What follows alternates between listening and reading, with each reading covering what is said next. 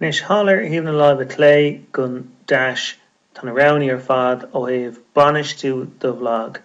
Is céad rud a roghnú ar nach ceann chuí leis an cuma atá do bhlag a athrú.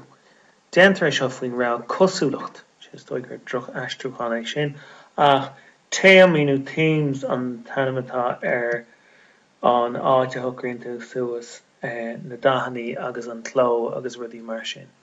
Agus bhí láthair an téim atá bhaim ar móbhlag na ceann ar bhanam wú wi. Má bhrúann tú ar de réir éilimh feicí tú na téamaí is cutianta tá in úsáid. Cuideach go catú íocasta ar nós linen an seo, cuideach go tá siad saor an aisce ar nós 2010. Mar sin má haim si is feici se go leor cín difriúla agus feicim ceanna seo Caroline. Is féidir cín difriúla rial ach má bhrúann tú ar réamh ábhar bio, Spáinnis é duit cén cuma a bheith ar do bhlag faoin téama seo. Ba siúd an cuma a bheith ar faoi Caroline, má tharnaíonn sé sin leat, roghnaíonn tú sábháil agus cur i ngníomh.